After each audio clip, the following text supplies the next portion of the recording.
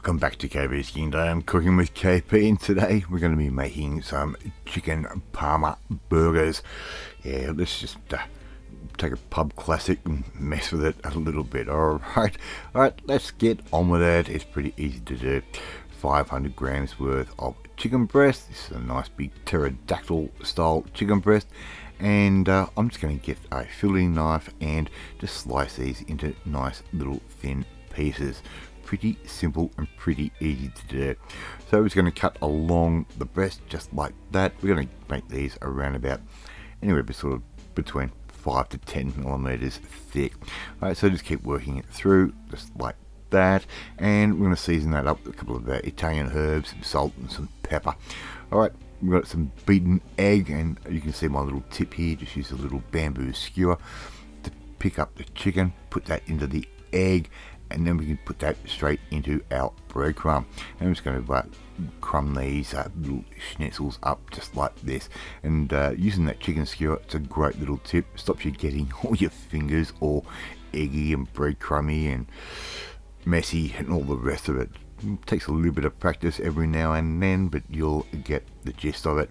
Alright, so I'm just going to crumb all of those up, and I'm going to put those into the refrigerator for at least half an hour. Right, just let them all sort of settle and firm up a little bit.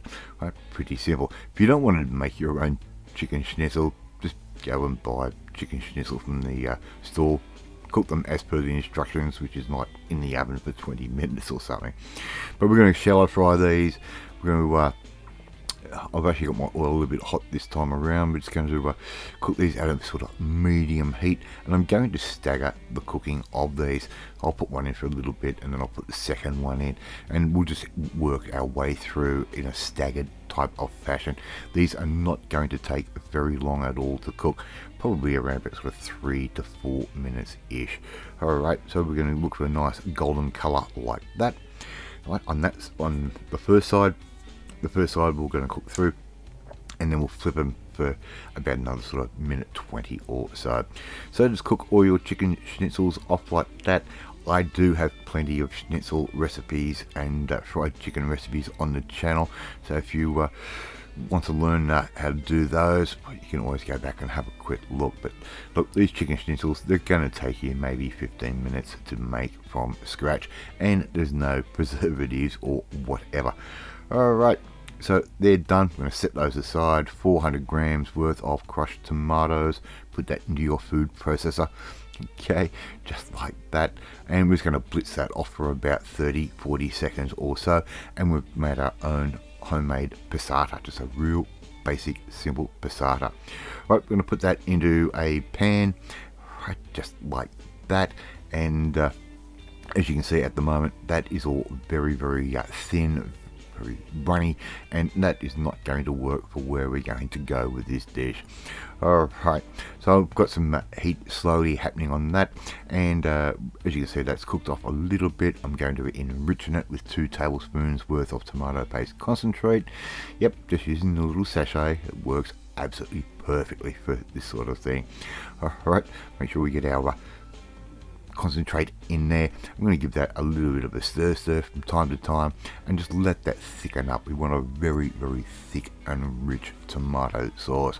Okay, and don't bother trying to buy that pre-packaged stuff. It's not really going to work anywhere near as well.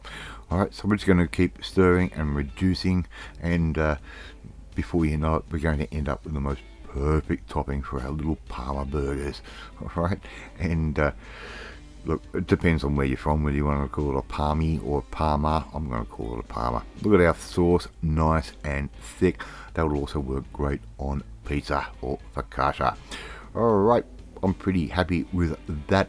I'm going to just turn off the power, let that sit, let that cool down a little bit, and we're going to be getting ready to make up our burgers. Here I've got a little bit of leftover avocado. It's about 3/4 of an avocado, squeeze of lemon juice, probably about half a lemon's worth. Make sure you take the seeds out. You'll upset your friends and guests. And I'm also going to add in a nice little couple of tablespoons worth of freshly grated Parmesan or Pecorino cheese. I'll leave that up to you. A little bit of white pepper for a little bit of heat. Okay, that goes in. A little bit of salt. Okay, pretty simple. And all we're simply going to do is just get our fork and mash all of that up. The cheese is going to add a nice little funk to our little, it's not quite a guacamole, it's sort of somewhere in between, but it's going to make a really nice butter for our burgers. Now, here I've got some buns. These are just normal bread rolls. Cut those in half. If you want to use burger buns, go for it. Right, oven tray, oven paper. Put our schnitzels down. Right, I'm going to choose a couple. And here I've got some sliced ham or shaved ham, just from my local deli, or you can even get that from your local supermarket.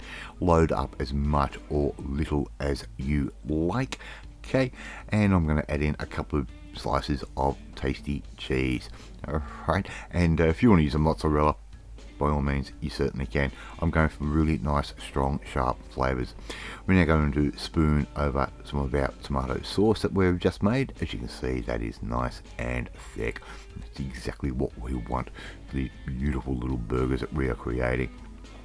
Now, I've already got my oven going, and we're basically just going to put those into a very hot oven or under the salamander or grill, and we're going to just until the cheese basically starts to melt down. Alright, we've got our avocado mixture. We're going to put a little bit on the bottom, like a bit of butter, and that really adds a real nice creamy flavour to these burgers. It's not traditional by any means, but then again, here at KP's Kingdom, cooking with KP, nothing is traditional half the time. Right, there's our schnitzel, ham, cheese, and our sauce straight on top of the schnitzel, just like that. We're going to put the top on just like that, and the only thing missing is a few fries on the side. There you go, your KP's Chicken Parma burgers. Love to see you try and make this one at home. It is really easy and that tastes amazing. Thank you so much for watching this video. Really appreciate it. If you like this video, hit that like button. It gives me confidence. It should make you feel warm and fuzzy too. Hit that notification bell. You'll be notified every time a new video goes up. And share this video with all your friends on all platforms of social media. Trying to get known with KP's Kingdom out there. If you want the ingredients for this, it will be at the end of the video. Leave a comment. Love reading, love responding to them. In the meantime, if you want to learn how to make a really cool little fast food pub type deal like this one, need to come and join the family. My family, hit that subscribe button and you'll never miss another one of my videos again. I'll take my chicken parma burgers and I will catch you next time. Bye.